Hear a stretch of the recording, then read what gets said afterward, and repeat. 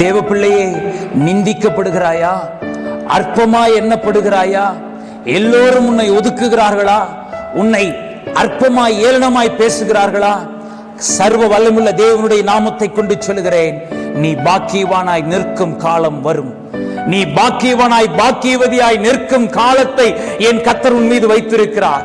பிரியமான அன்பு தேவ பிள்ளையே, வசனம் சொல்லுகிறது, வீடு கட்டினவர்கள் ஆகாதென்று தள்ளின கல்லே தலைக்கு மூளைக்கல் ஆயிற்று, அது கர்த்தரால் ஆயிற்று, அது நம்முடைய கண்களுக்கு ஆச்சரியமாய் இருக்குது என்று சொல்லி, இன்றைக்கு எந்த கண் உன்னை அற்பமாய் பார்த்ததோ, உன்னை இழிவுபடுத்தினதோ, உன்னை ஏளனமாய் பார்த்ததோ, உன்னை பரிகாச பொருளாக்கினதோ, அதே கண்களுக்கு முன்பாக உன் வாழ்க்கையை, உன்னை என் கர்த்தர் ஆச்சரியமான வண்ணம் வாழ வைக்க போகிறார். நீ ஆச்சரியமாய் 4 பேருக்கு முன்பாக நிற்க போகிறாய்.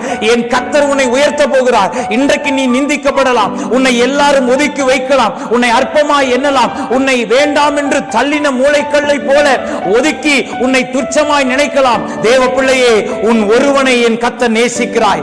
உலக கண்களுக்கு முன்பாக நீ அற்பமான ஒரு வாழ்க்கையை வாழ்ந்து கொண்டிருக்கலாம். உலக மனுஷனுடைய நாவினால நீ வேதனைக்குள்ளாக்கப்பட்டிருக்கலாம். தேவ பிள்ளையே, கர்த்தர் உனக்கு வாக்கு பண்ணுகிறார், எந்த ஜனம் உன்னை இழிவுபடுத்தினதோ, உன்னை ஒதுக்கினதோ, உன்னை அற்பமாய் பார்த்ததோ, அதே கண்கள் காண, அதே ஜனத்தாருடைய கண்கள் காண உன்னை ஆச்சரியமான வண்ணம் நிற்க பண்ண போகிற தெய்வத்தினுடைய வார்த்தை நீ கேட்டுக்கொண்டிருக்கிறாய். அதே ஜனங்களுக்கு முன்பாக உன்னை ஆச்சரியமான வண்ணம் என் கர்த்தர் நிற்க பண்ண போகிறேன் என்று வாக்கு பண்ணுகிறார்.